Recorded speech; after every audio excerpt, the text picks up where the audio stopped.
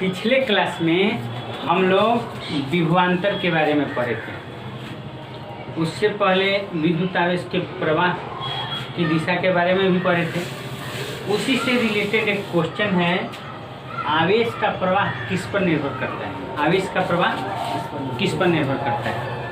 तो आंसर होगा आवेश का प्रवाह केवल चालक के विद्युत विभव पर निर्भर करता है। आवेश का प्रवाह किस पर निर्भर करता है? केवल चालक के विद्युत विभव पर निर्भर करता है। आवेश का प्रवाह किस पर निर्भर करता है? विद्युत विभव पर निर्भर करता है। विद्युत विभव किसके विद्युत विभव? तो चालक के विद्युत विभव पर निर्भर करता है। अब इसमें ऑप्शन आता है कि आवेश का प्रवाह निर्भर करता है, तो ऑप्शन में दे देगा चालक के आकार पर। मान लीजिए कि 2 मीटर लंबा एक चालक है, 3 मीटर लंबा चालक है, तो आवेश का प्रवाह 2 मीटर वाले में अधिक होगा, 3 मीटर वाले में कम होगा, ऐसा नहीं होगा। चालक के आकृति पर एक वो चालक गोलाकार है, एक आयताकार चालक है, तो चालक आयताकार में ज़्यादा आवेश प्रवाहित होगा कि गोलाकार में, इस पर भी निर्भर नहीं करता है। तीसरा है चालक पर आवेश की मात्रा पर। अब मान लीजिए 2 गो चालक है, इस पर आवेश की मात्रा 5 कूलम, इस पर 7 कूलम, ठीक है, समझ रहे हैं ना? इस पर 5 कूलम, इस पर 7 कूलम। अब आप कहिएगा कि नहीं, इसमें ज़्यादा क्या होगा? आवेश प्रवाहित होगा। आवेश का प्रवाह चालक के आकार पर निर्भर नहीं करेगा, चालक के आकृति पर भी निर्भर नहीं करेगा। ये नहीं करेगा कि आयताकार में हम ज़्यादा प्रवाहित होंगे और वृत्ताकार में कम होंगे। चालक के आवेश की मात्रा पर भी निर्भर नहीं करेगा। चालक का प्रवाह, आवेश का प्रवाह किस पर निर्भर करता है? तो चालक के विद्युत विभव। आवेश का प्रवाह किस पर निर्भर करता है? चालक के विद्युत विभव पर। ऑब्जेक्टिव में पूछेगा क्या आवेश का प्रवाह चालक के आकार पर निर्भर करता है? नहीं। चालक का आवेश का प्रवाह चालक के आकृति पर निर्भर करता है? नहीं। चालक का आवेश का प्रवाह चालक के मात्रा पर निर्भर करता है? तो नहीं। आवेश का प्रवाह किस पर निर्भर करता है? तो केवल और केवल विद्युत विभव पर। ठीक है। अगला क्वेश्चन है, जब विस्थापन बल की दिशा में या बल के विपरीत दिशा में हो तो कार्य किस प्रकार होता है? यानी विस्थापन, किसका विस्थापन? आवेश का। आवेश का विस्थापन जब बल के दिशा में हो या बल के विपरीत दिशा में हो तो कार्य किस प्रकार होता है? अब मान लीजिए कि स्कूल है, यहाँ स्कूल है, विद्यालय, छोटा बच्चा है, ठीक है, छोटा बच्चा है। अब हम इसको क्या किए कि अभी अभी पढ़ा रहे हैं कि बबुआ स्कूल जाओ, ठीक है। तो पहले जब उसको स्कूल भेजते हैं तो अपने से स्कूल जाता है, उसको ठेलना पड़ता है। किसको ठेलना पड़ता है? लड़का को। किसको ठेलना पड़ता है? बच्चा को। तो हम कार्य किस पर कर रहे हैं? आवेश, यानी लड़का पर।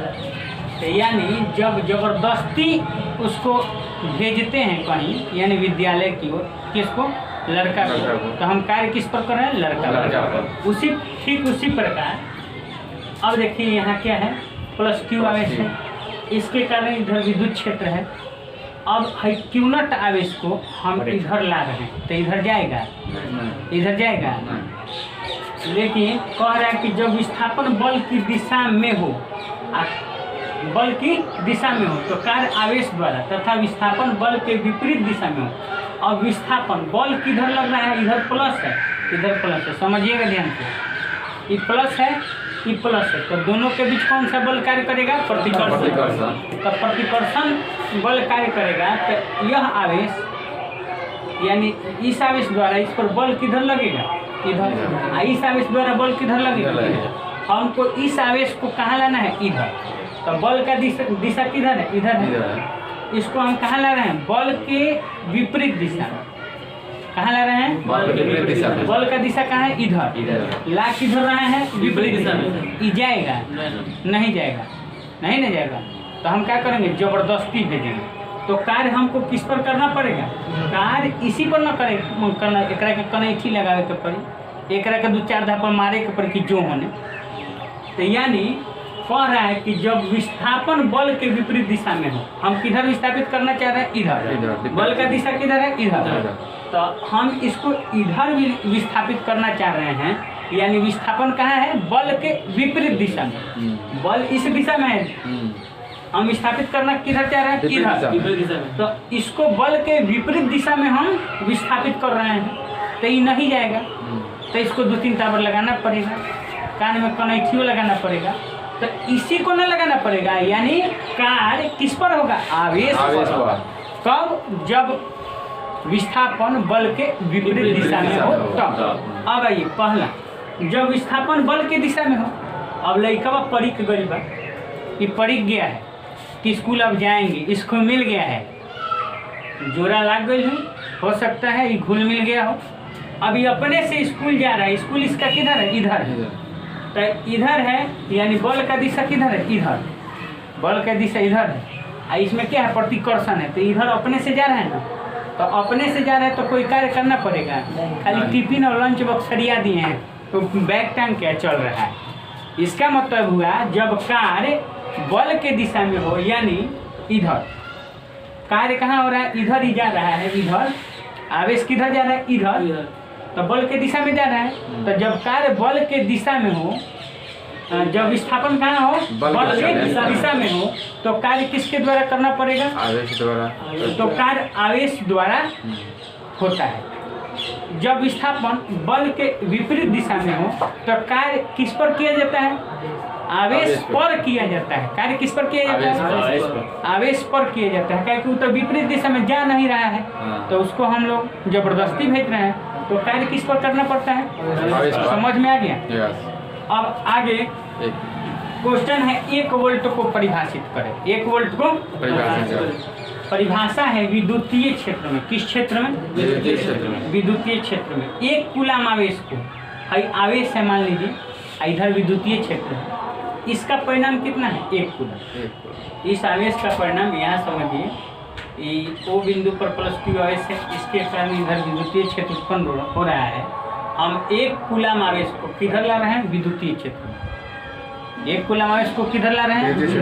तो 1 कूलाम आवेश को विद्युतीय क्षेत्र में अनंत से किसी बिंदु तक लाने में, इधर अनंत है, विद्युतीय क्षेत्र में मान लीजिए है प्रवेश कर गया, तो 1 कूलाम आवेश को हम यहाँ तक लगते हैं, बिंदु A तक। बात समझ रहे हैं?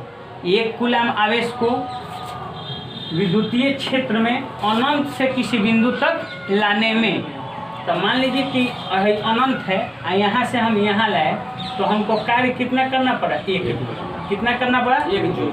1 कूलाम आवेश को अनंत से कहाँ ला रहे हैं हम? विद्युतीय क्षेत्र किसी बिंदु तक। कार्य कितना करना पड़ा? 1 जूल। तो 1 जूल कार्य हो तो उस बिंदु पर, तो इस बिंदु पर विभव कितना होगा? 1 वोल्ट। इस बिंदु पर विभव कितना होगा? 1 वोल्ट। यानी अनंत से किसको? तो 1 कूलाम आवेश को कहाँ लाना है? तो विद्युतीय क्षेत्र किसी बिंदु तक ला रहे हैं, तो हमको 1 जूल अगर कार्य करना पड़ रहा है, तो उस बिंदु पर विद्युत विभव क्या होगा? 1 वोल्ट। 1 वोल्ट, यानी 1 वोल्ट बराबर 1 जूल बटा 1 जूल। 1 वोल्ट बराबर 1 जूल बटा 1 जूल। तो इसको बाई को जूल पर कूलाम कह सकते हैं, जूल कूलाम इनवर्स कह सकते हैं। और 1 वोल्ट बराबर जूल क्या है? तो कार्य का एसआई मात्रक। तो कार्य का एसआई मात्रक, तो जूल को हम न्यूटन मीटर भी कहते हैं। जूल को क्या कहते हैं? 1 जूल बराबर क्या होता है? 1 newton meter. 1 joule newton meter. तो इसलिए हम यहाँ जूल के पास क्या लिख दिए? न्यूटन मीटर पर कूलम। यानी 1 वोल्ट बराबर क्या होगा? जूल पर कूलम या न्यूटन मीटर पर कूलम। अब देखिए दूसरे शब्दों में, कोई सोचता है कि तब 2 वोल्ट क्या होगा, दिमाग में होता है। अब 2 वोल्ट का परिभाषा समझिए।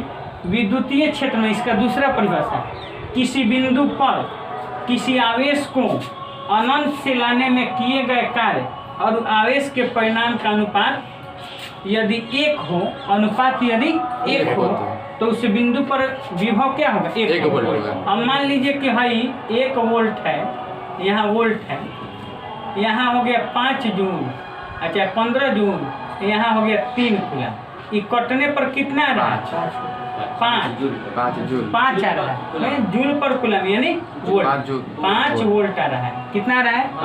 5 वोल्ट। तो ये 5 वोल्ट को परिभाषित करेगा, यानी जूल और कूलम के अनुपात को, संक्षेप में जूल और कूलम के अनुपात को वोल्ट कहते हैं। क्या कहते हैं? जूल और कूलम के अनुपात को क्या कहते हैं? अब देख लेना है कि अनुपात कितना आ रहा है। ऊपर जूल कितना है? 15 जूल कार्य है। नीचे कितना कूलम आवेश को? 3 कूलम आवेश को। कट गया तो कितना हुआ? 5 वोल्ट। समझ रहे हैं ना?